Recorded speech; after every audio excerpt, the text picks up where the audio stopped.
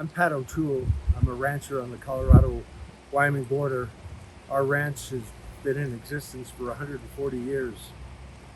We're celebrating our anniversary this year, and we're at the headwaters of the Colorado River.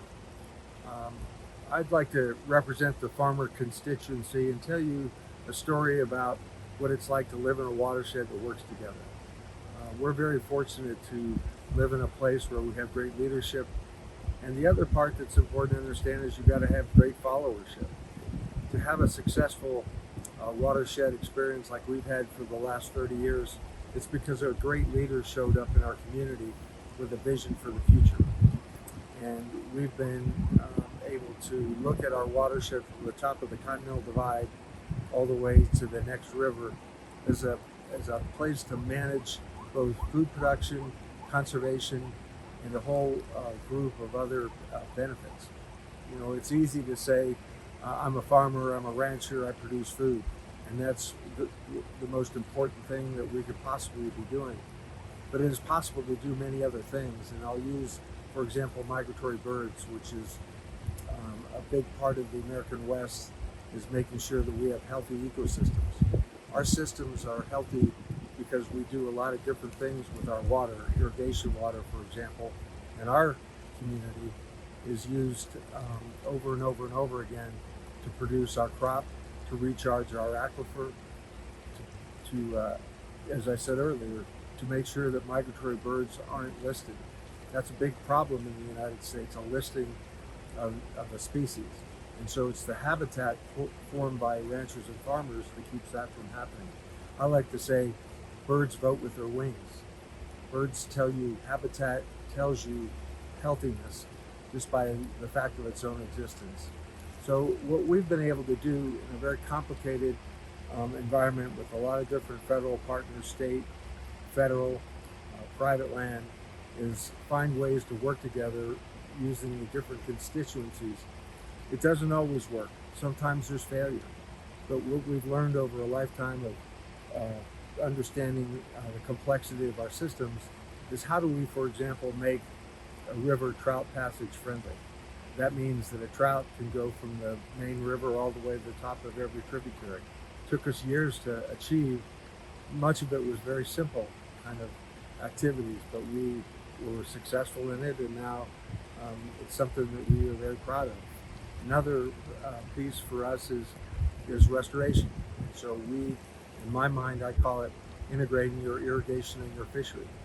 And that means that you can do both. And it's what we've tried to do through drought and flood is figure out how do we find the right balance. And I think balance, in my mind, for our family and for our community is what we've always tried to establish is making sure that things are working well, both at the production level, at the family level, and at the community level. It's hard. And we have communities around us that have struggled to find the same kind of success in working on the watershed that we have.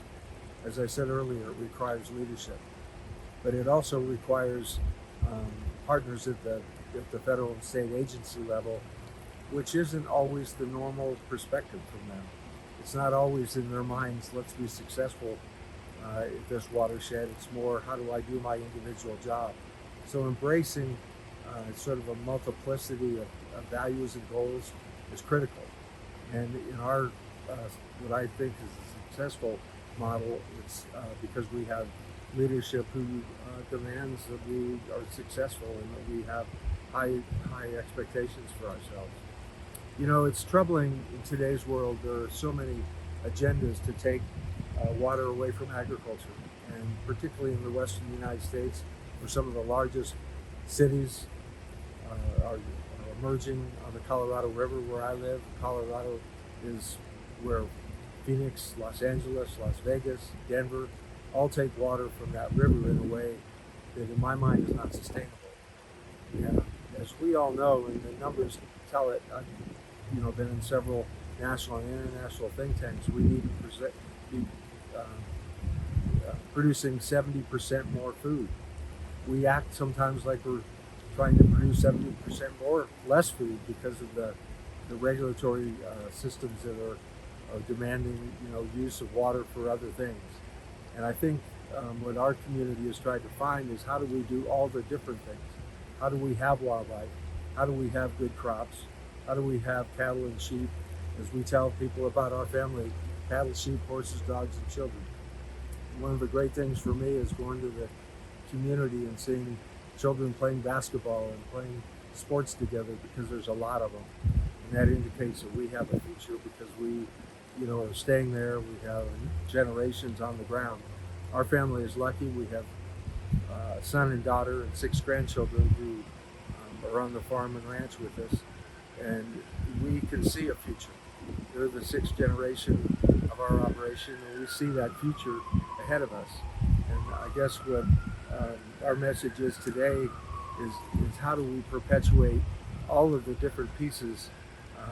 A new study that indicated that as we look at carbon as one of the main pieces that we're supposed to be working toward storing carbon. The other is biodiversity. And biodiversity, in my mind and in the mind of those experts, is crucially important in understanding how we get to the future. We look at birds, bats, butterflies, and bees just like we do, the production of cows and sheep, wool, and the things that we do.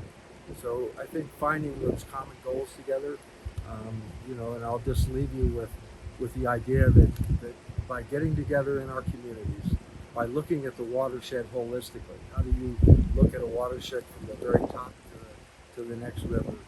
How do we produce food in that context? And how do we bring in coalitions that include not just farmers and ranchers, but foresters? Because the forest and a healthy forest is a driver for the success of a watershed and a river. So with those goals together, I think we can find a way to be successful, working together, teaching each other, learning from each other's mistakes, and turning our small failures into large successes. It's been a real honor for me to be able to speak to you today, and thank you very much for your time.